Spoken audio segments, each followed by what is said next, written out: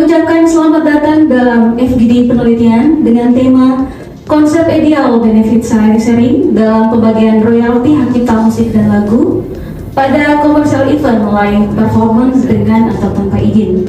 Tema ini merupakan judul hibah penelitian fundamental reguler Kemendikti-Saintek tahun 2026 yang beranggotakan saya sebagai ketua, kemudian dengan anggota Ibu Erna Trilusma Ratnawati. Ibu Erna di belakang? Iya. Ya, bisa memperkenalkan diri dulu Bu Erna. Oke, Bu Erna silakan. Kasus yang sempat menyita perhatian publik, ya.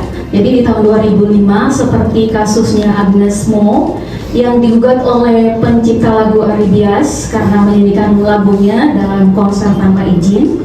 Kemudian juga ada kasus Yudi Adiano, ada Lesti Kejora, kemudian juga ada kasus dari pemilik usaha yaitu Mi Gacuan. Nah, ini cukup menjadi sorotan di media nasional dan juga media sosial di tanah air. Nah, dari kasus-kasus tersebut banyak pencipta musik dan lagu kemudian makin vokal memperjuangkan hak ekonominya berupa royalti agar lebih bisa dihargai secara layak melalui sistem royalti. Jadi royalti itu jangan dianggap beban, melainkan bentuk penghormatan terhadap hak ekonomi para pencipta lagu. Karena dengan adanya royalti, para pencipta memperoleh imbalan yang sah atas karya yang kita hasilkan. Hal ini juga menjadi motivasi agar mereka terus berkarya dan melahirkan lagu-lagu berkualitas untuk khalayak umum. Namun demikian, kita juga perlu membangun sistem yang adil, transparan, dan mudah dipahami oleh semua pihak. Pencipta lagu harus mendapatkan haknya secara tepat, sementara penyanyi, musisi, penyelenggara acara, dan pelaku usaha juga memerlukan kepastian mengenai mekanisme. Yang itu sebenarnya apa sih? Selama ini tidak pernah ada parameter yang jelas. Oh, ini komersial, ini tidak. Karena kalau rekan-rekan dari IO, tempat yang tidak komersial pun bisa menjadi komersial, benar Mas? Iya. Nah, berarti kan sebenarnya kalau yang dikejar selama ini komersial, parameter komersialnya itu gimana sih? Kalau kita berbicara hukum berarti harus ada batasan jelas. Hukum itu kan seperti binary code ya, 1 atau 0, tidak ada 1,5, tidak ada 0,5. Iya, tidak ya kan, seperti itu. Nah, di mana aja musik ini selama ini dipakai? Satu, yang pasti industri yang berkaitan dengan BHRI adalah hotel dan restoran. Yang kedua, cafe, bar, nightclub yang tersebar di seluruh kota Yogyakarta.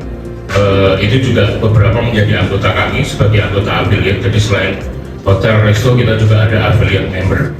Kemudian tentunya sasaran tembak yang empuk adalah karaoke dan mall.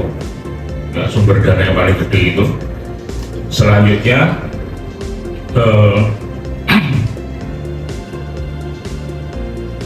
tempat-tempat wisata ataupun tempat-tempat event yang memang ada di Jogja. Kami itu memang festival musik, tapi untuk penampil kami memang sudah, karena saya sebagai artis releaser, kami juga mencari gestar ataupun penampil itu yang memang menyanyikan lagunya sendiri, karena untuk seperti royalti ataupun yang lain nanti akan dicari bagian dari salah satu ruang ataupun tempat komersial di mana yang menggunakan lagu dan musik. Tadi Mas Hadi sudah sampaikan, ya, kalau yang enak itu kalau memang musisinya sendiri, karena begitu dia nampilkan memang nanti penciptanya ya dia, ya, yang mendapatkan dari royalti itu. Makanya tadi, ya, ada kewajiban untuk juga mengisi lagu mengisi penciptanya.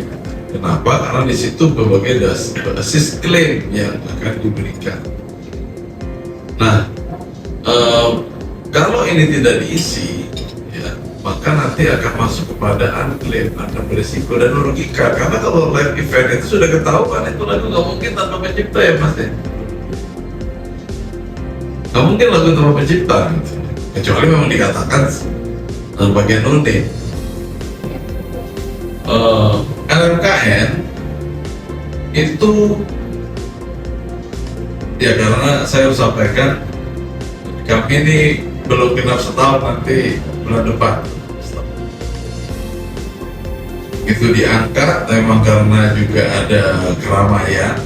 Tadi Pak Albert sudah sampaikan itu ya, situasinya lagi ramai. Kenapa? Ya karena ada public figure. Sekali public figure mengomong angkanya nggak sampai 300.000 pasti ramai. Sebetulnya angka itu pun sampai sekarang tuh juga ada ramai, tapi itu beda konsep. Jadi ada beberapa kategori buat sekalian, ya. Tentu ada juga yang kecil yang tidak kita omongkan di bawah 500.000. Ya, kita Fuad, saat ini saya di Komisi Penyiaran Indonesia DIY. Ada beberapa hal yang mungkin perlu untuk kita pertegas kembali. Pertama, kebetulan konsen kami dalam mengawasi lembaga penyiaran, notabene disebutkan juga di LMKN sebagai lembaga yang harus membayar juga royalti, dan saya dikoreksi bila salah.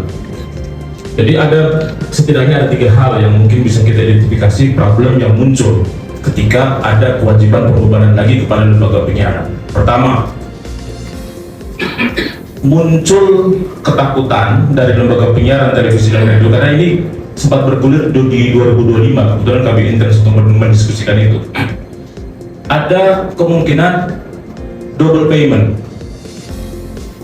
karena begini, sebelum sampai ke situ, pertama mungkin harus dilihat ada karakteristik yang berbeda antara konser dengan lembaga penyiaran. Televisi dan radio itu kalau merujuk ke Undang-Undang 32 itu dia sifatnya hanya hiburan, dan tentu karakteristiknya berbeda dengan teman-teman yang menyelenggarakan konser, IO, event dan lain sebagainya.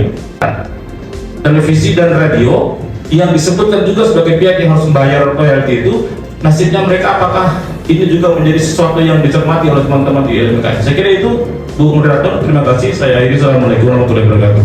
Sulaiman. Salam kenal Profesor Suyun ya. Saya mohon maaf tadi saya terlambat, Profesor.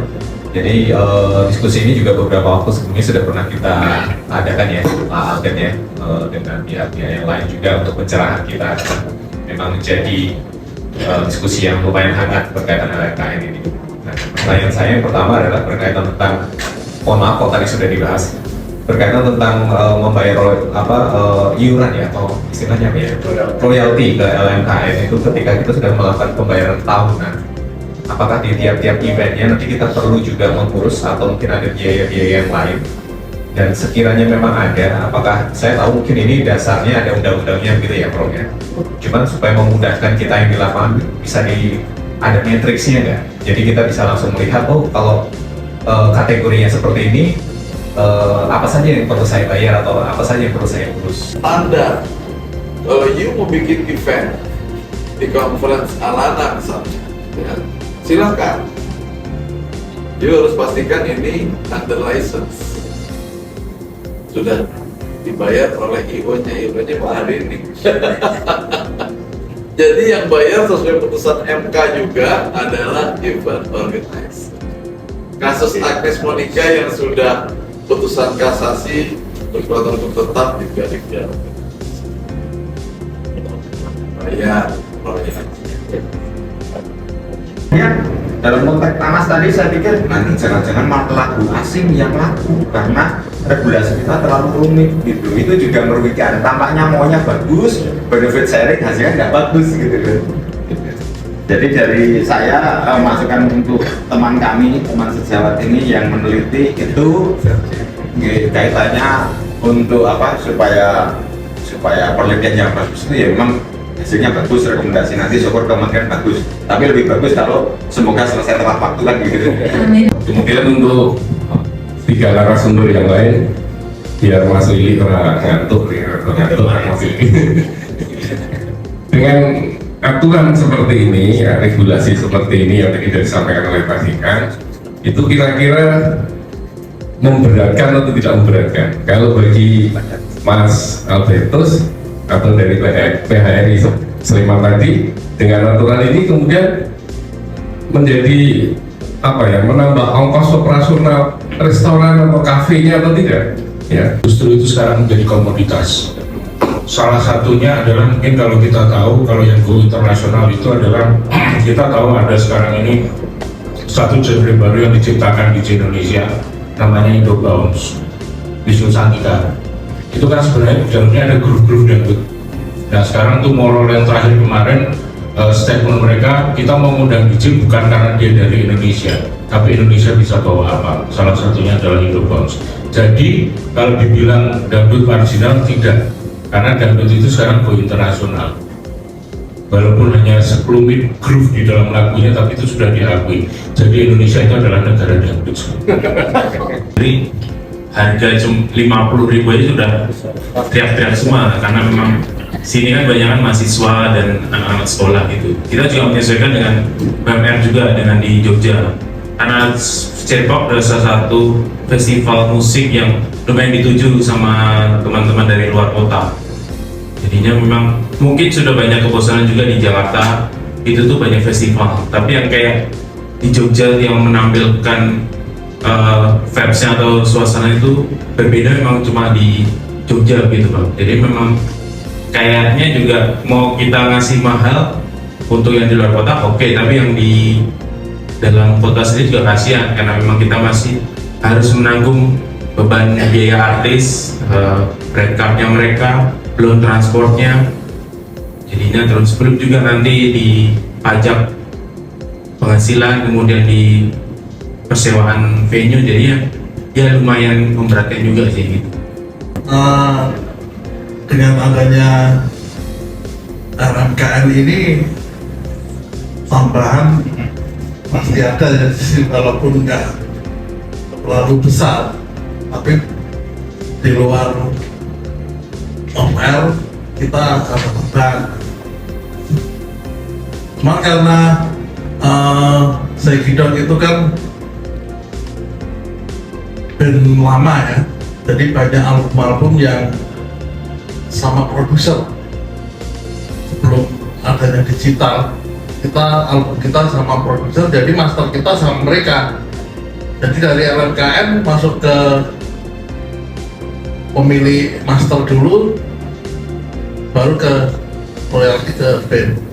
Ada kemanfaatan, ada keadilan, ada kepastian hukum, dan juga tentunya keberlanjutannya.